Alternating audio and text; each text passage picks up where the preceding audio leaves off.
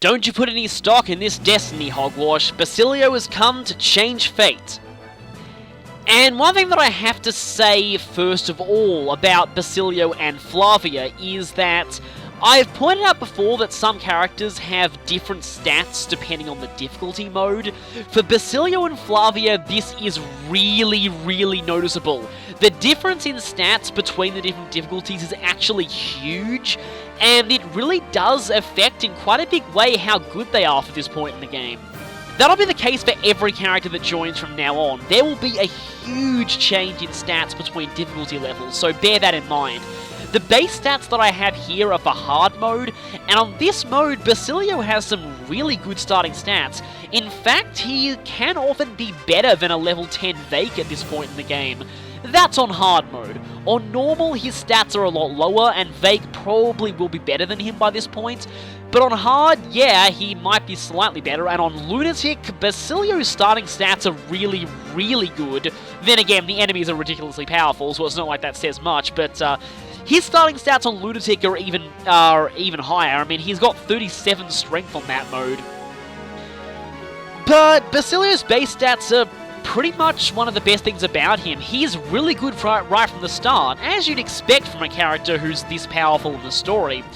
Growth rates-wise, Basilio is kind of a bit weird. His growths are very similar to Vake's, and I mean very similar.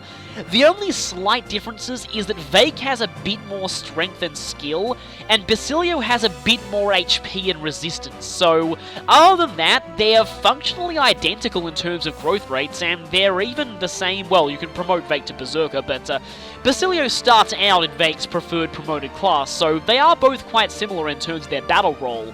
However, Basilio does start out with very high weapon ranks in both. He starts with an A in axes and a B in bows.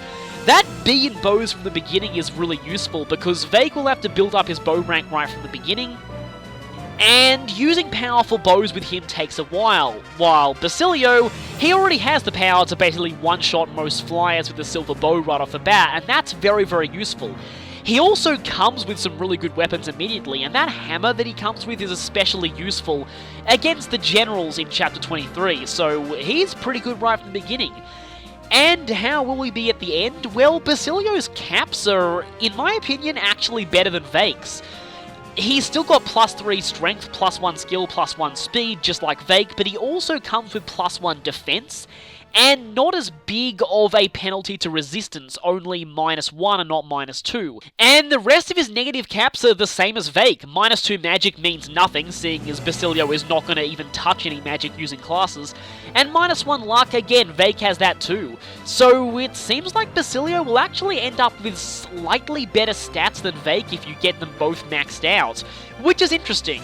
In fact, Basilio has a net, total of +2 in his caps, and Vake has a net total of 0, so Basilio's got an edge on him there. However, where they are a little bit different is their class options.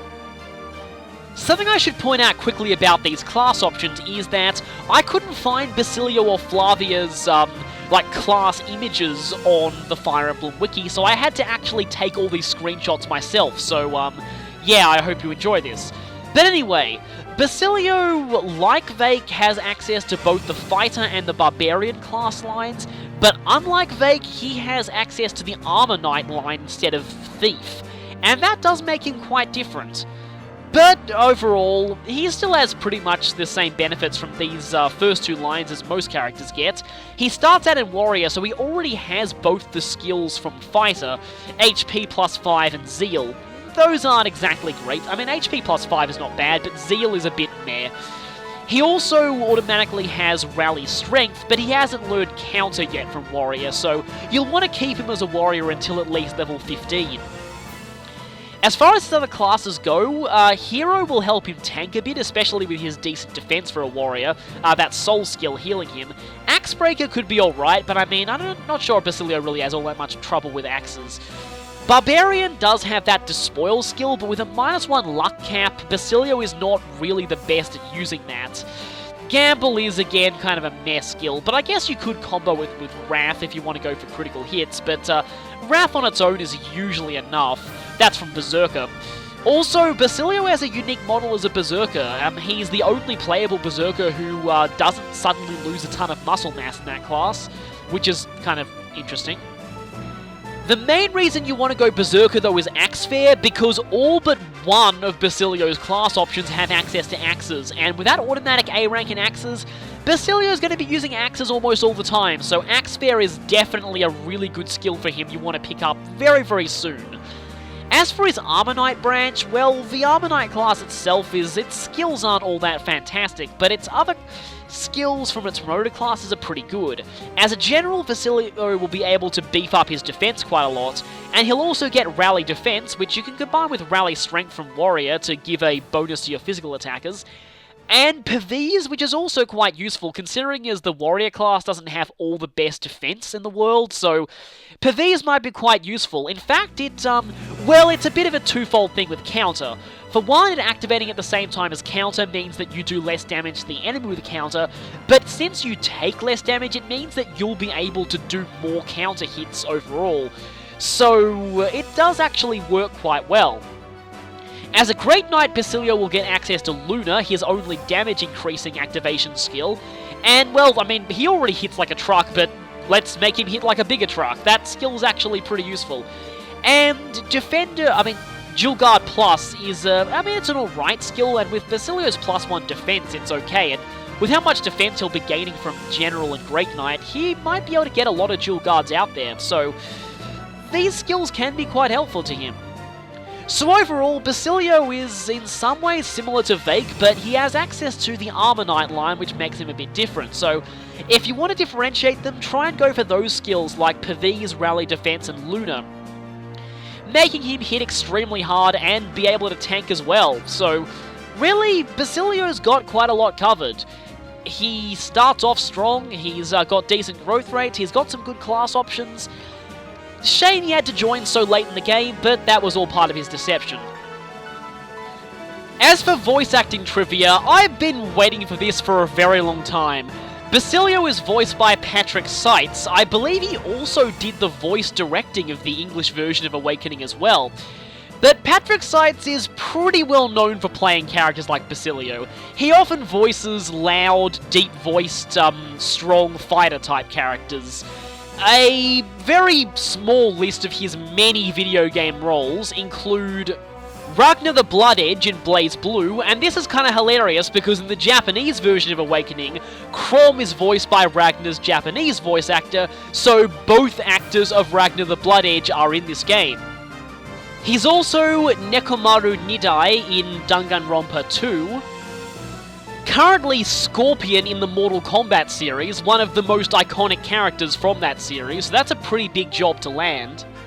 And I'm not sure how many of you have heard of this, but this is one of my personal favourite roles out of him, Captain Bloodflag in Dawn of War 2 Retribution. I highly recommend that you look up some lines from Captain Bloodflag because he is amazing.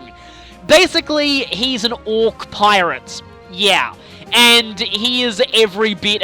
Okay, he practically out-hams Owain in terms of hamminess as well. Like, he's insane. Just, seriously, look up Captain Bloodflag because his lines are... He has some of the most hilarious lines in that game. And yeah, that's why I've been waiting for... I've been waiting for this because I really, really wanted to find an excuse to bring up Captain Bloodflag at some point in this. And yeah, those are only a very, very small sample of the number of roles that Patrick Seitz has done in his video game career. He also is the voice of the announcer and one other very, very significant character who's a spoiler in Persona 4 Arena. And he's also apparently Magnus in Super Smash Bros. Wii U and 3DS, but I'm not sure if he was the original voice of Magnus in Kid Icarus Uprising. I don't see him listed for that, so I'm not sure if he is. But anyway, Patrick Seitz is awesome, and Basilio is also awesome.